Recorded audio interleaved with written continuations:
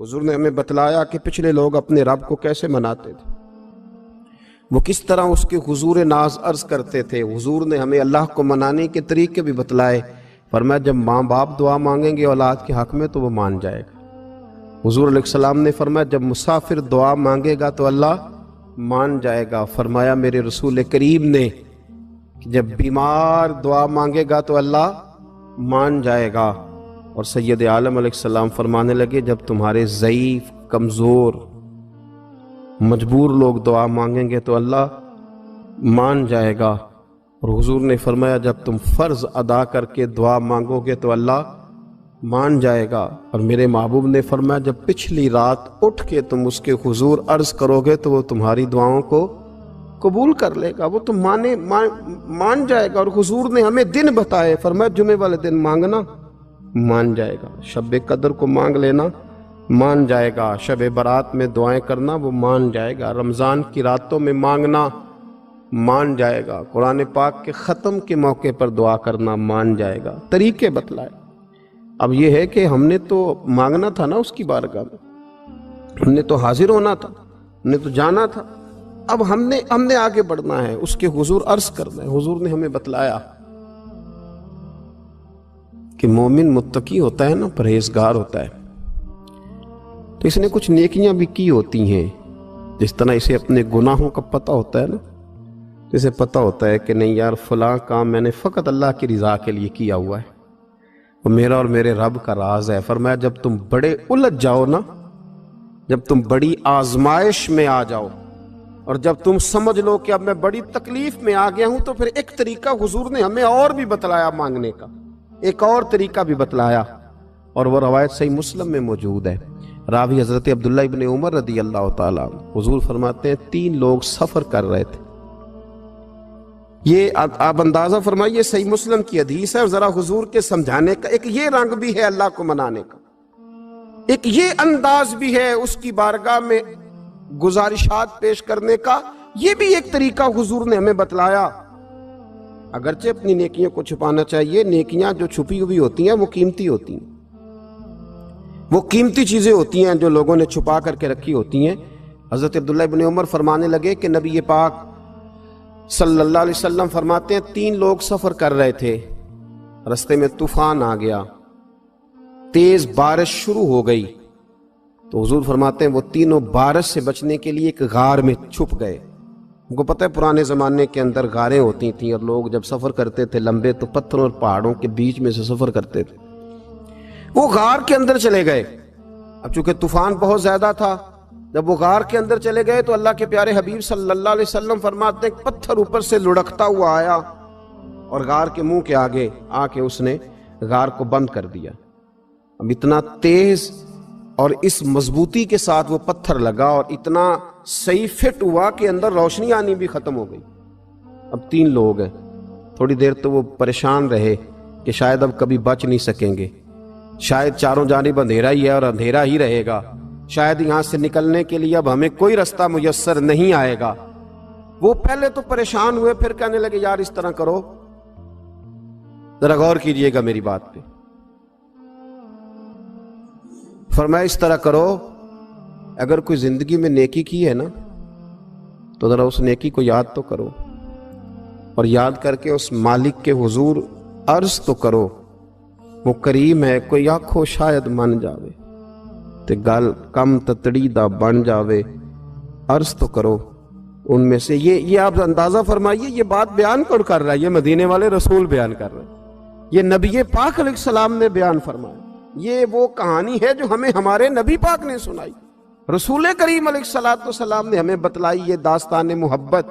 हुजूर फरमाने लगे एक ने उनमें से हाथ उठाए और उसने अंदाज क्या छेड़ा, अर्ज करने लगा अल्लाह तो जानता है ना मैंने बकरियां रखी हैं, मैं गरीब हूं, मजदूर हूं, और मालिक तू ये भी जानता है कि मेरे बच्चे भी हैं, बीवी भी है, पर मैं जब भी घर लौटा हूं तो दूध मैंने बच्चों और बीवी को पहले नहीं दिया, बूढ़े माँ बाप को पहले दिया।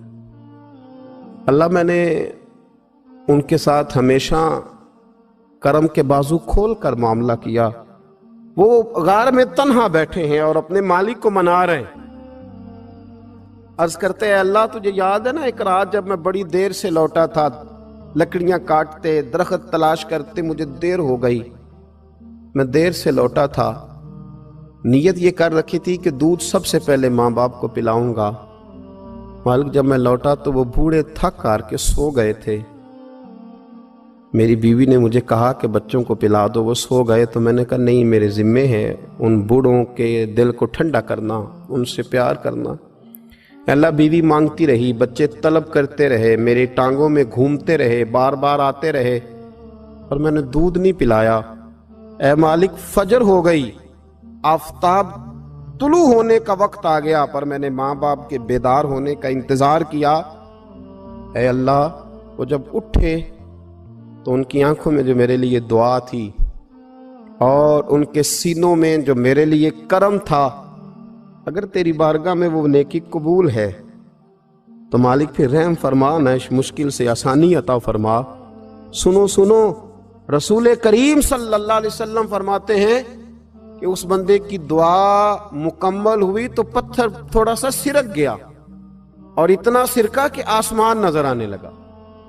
جس نے ماں باپ کو منایا ہے، ان سے پیار کیا ہے، پھر یہی بات وسیلہ بن جائے گی رب کے ماننے کا، پھر یہ وسیلہ بنے گی، اللہ اس سے مان جائے گا۔ پھر رسول کریم صلی اللہ علیہ وسلم فرمانے لگے،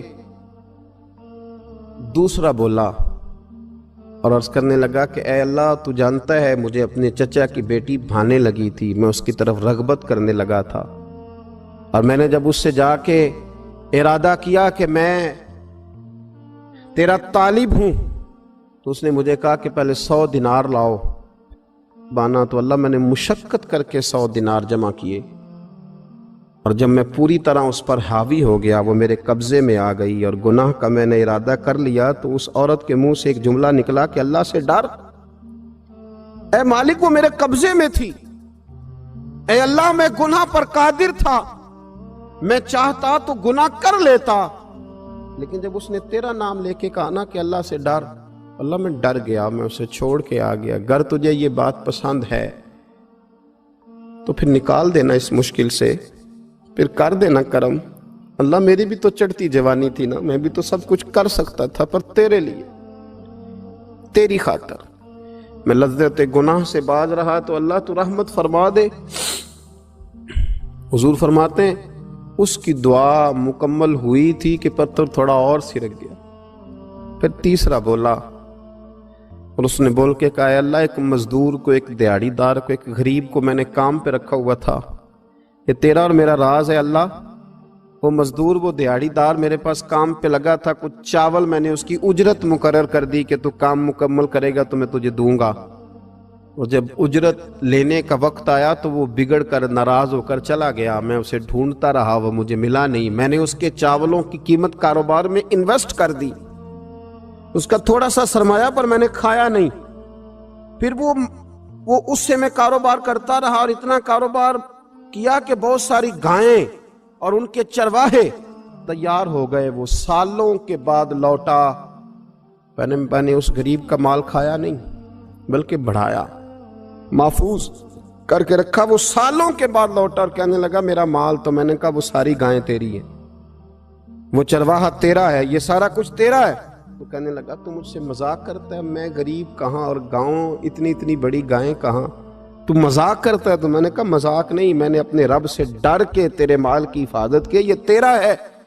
اے اللہ میں کھا بھی تو سکتا تھا نا، پر تجھ سے ڈر کر میں نے وہ سارا محفوظ رکھا۔ اللہ اگر تجھے میری یہ ادا پسند ہے تو پھر آج مان جانا، آج راضی ہو جا۔ اللہ کے رسول فرماتے ہیں اس کی دعا مکمل ہوئی تھی کہ پتھر لڑکا اور ان کے لیے رستہ بن گیا، وہ باہر آ گئے، تو حضور نے ہمیں بتلایا کہ وہ تمہاری نیکیاں جو چھپی ہوئی ہیں، وہ تمہاری نیکیاں جو تم نے خالص اللہ کی رضا کے لیے کی ہیں، ان نیکیوں، ان اعمال کا وسیلہ بھی تمہارے رب کے ماننے کا ذریعہ بن جائے گا، اس کو منایا جائے، اس کی حضور حاضری دی جائے، اس سے بخشش کا سوال کیا جائے، اس کی بارگاہ میں یہ گزارش کی جائے کہ اللہ غریبوں، مجبوروں، کمزوروں اور ان لوگوں کے صدقے جو اللہ رستہ دیکھ رہے ہیں کہ رستہ کب کھلے گا، جو تیری بارگاہ کرم کے سوالی ہیں ان کے صدقے تو رحم فرما، تو کرم فرما۔ تو میرے عزیز، ایک اور بات جو اللہ کو منانے کے لیے ہمیں ہمارے پیارے رسول صلی اللہ تعالی علیہ وسلم نے بتلائی کہ جب انسان بہت زیادہ عاجزی کرتا ہے نا، بہت زیادہ عاجزی، تو پھر بھی اللہ مان جاتا ہے۔ جب وہ اس کے حضور بہت عجز کا اظہار کرتا ہے، بہت زیادہ عجز کا اظہار کرتا ہے، وہ ڈر جاتا ہے اس سے۔ وَلِمَنْ خَافَ مَقَامَ رَبِّهِ جَنَّتَانِ، فرمایا جو میرے سامنے کھڑے ہونے سے ڈرے گا میں اسے 2 جنتیں عطا کروں۔ حضرت بابا فرید الدین مسعود گنج شکر بابا صاحب رحمۃ اللہ علیہ فرماتے ہیں کہ ایک نیک نوجوان تھا، دن کو روزہ رکھتا، رات کو نماز پڑھتا، پر اللہ سے ڈرتا پھر بھی بہت ہی زیادہ تھا، بڑا ہی ڈرتا تھا۔ موت کا وقت آیا تو ماں ہی تھی بس اس کی، تو ماں سے کہنے لگا اماں تو میری ماں ہے، میرے ساتھ 3 وعدے تو کر۔ اس نے کہا پتر تو بتا، آخری ہج کی لے رہا ہے اور اس غریبنی ماں سے تو وعدہ لے رہا ہے، بتا کیا وعدہ ہے؟ تو عرض کرنے لگا اماں جب میں مر جاؤں نا تو میرے گلے میں رسی ڈال کے تو مجھے گھمانا گھر کے صحن میں، اور لوگوں کو کہنا جو رب کی نافرمانی کرے اس کا یہی حال ہوتا ہے۔ یہ اعلان کرنا جو اللہ کے نافرمان ہوں ان کا یہی حشر کیا جانا چاہیے۔ اور اماں پھر دوسرا وعدہ کر، میرا رات کو جنازہ اٹھایا جائے، میں نہیں چاہتا کہ کسی کے منہ سے یہ لفظ نکل جائیں کہ وہ دیکھو اللہ کا نافرمان جا رہا ہے، رات کو میرا جنازہ اٹھانا۔ اور اماں تیسرا میرے ساتھ وعدہ کر کہ لوگ مجھے دفن کر کے آ جائیں گے تو میری قبر پہ چلی جائے گی، عمل میرے پاس کوئی نہیں، پر مجھے لگتا ہے ماں کے قدموں کی برکت سے عرش کا مالک بھی رحم فرمائے گا۔ اماں تو وعدہ کر کہ میرے ساتھ وعدہ کر۔ بابا صاحب رحمۃ اللہ علیہ فرمانے لگے کہ ماں، بوڑھی ماں نے وعدہ کر لیا، کہا بیٹے ٹھیک ہے، اگر تیری یہی ضد ہے تو میں تیار ہوں۔ پھر اس نے کلمہ شہادت پڑھا، اس نوجوان کی روح پرواز کر گئی۔ بوڑھی ماں نے رسی منگائی تو وَلِمَنْ خَافَ مَقَامَ رَبِّهِ جَنَّتَانِ، جو ڈر جائے، اس نے تو کہا تھا نا کہ رسی ڈال کے گھمانا اور کہنا یہ اللہ کا نافرمان ہے، اس کا یہی حشر ہونا چاہیے تھا۔ لیکن جب ماں گلے میں رسی ڈالنے لگی تو گھر کے ہر کونے سے آواز آنے لگی، خبردار یہ رب کا دوست ہے، اللہ کے دوستوں کے ساتھ اس طرح کا معاملہ نہ کیا جائے، اسے چھوڑ دیا جائے۔ اور کہا تمہیں کچھ بھی اور کرنے کی ضرورت نہیں ہے، یہ تو رب کا دوست ہے اور رب کی بارگاہ میں حاضر ہو گیا۔ کچھ کوئی بندہ کہے گا کہ یہ تو ایک بابا فرید کا سنایا ہوا واقعہ ہے، سنیے، بخاری میں حدیث ہے، نبی پاک صلی اللہ علیہ وسلم نے فرمایا، حضرت ابو ہریرہ رضی اللہ تعالیٰ عنہ راوی ہیں، حضور فرماتے ایک شخص مرنے لگا تو اپنے بچوں سے کہنے لگا کہ میں جب مر جاؤں تو مجھے جلا دینا، اور پھر میرے جلے ہوئے وجود کو پیس دینا، پھر مجھے ہوا میں اڑا دینا، پتر مجھے اڑا دینا، مجھے بڑا ڈر لگتا ہے، اگر رب نے مجھ سے حساب پوچھا تو میں قابل نہیں ہوں، اڑا دینا مجھے ہواؤں میں، اگر اس نے مجھ سے عذاب لیا تو حساب لیا تو بڑا سخت حساب لے گا۔ حضور فرماتے ہیں، بخاری میں موجود ہے، اس کے بچوں نے اسی طرح کیا، اس کے مرنے کے بعد اسے جلایا، ہوا میں اڑا دیا۔ اللہ کے محبوب فرماتے ہیں رب کریم نے حکم دیا زمین کو کہ اس کے ذرات کو جمع کرو، زمین نے ذرے جمع کیے، خدا نے حکم دیا تو اس کا وجود پھر سے اسی شکل میں آیا، تو رب کریم نے فرمایا یہ جو تو نے وصیت کی تو کیوں کی؟ اللہ جانتا ہے کہ نہیں جانتا؟ یہ کی تو کیوں کی؟ تو رو پڑا، کہنے لگا اللہ میرے اندر تو طاقت نہیں تھی تیرے سامنے کھڑا ہو کے حساب دے سکوں، تجھے منانے کے لیے تیرے خوف سے ڈر گیا، میں ڈر گیا۔ اگرچہ ہمارے بزرگوں نے لکھا ہے کہ آج یہ وصیت کرنا، اس رنگ میں یہ طرز اختیار کرنا درست نہیں، لیکن آپ غور فرمائیے کہ نبی پاک علیہ السلام فرماتے ہیں جب اس نے کہا نا اللہ تجھ سے ڈر کے یہ کیا، تو رب کریم نے فرمایا جا پھر میں نے تیری مغفرت کر دی، کیونکہ اللہ کو پتا تھا یہ دل سے بات کر رہا ہے۔ ایک چوتھی بات میرے رسول پاک علیہ السلام نے فرمایا کہ جب رب نہ مانے تو پھر وہ کمزوروں کے صدقے مان جاتا ہے۔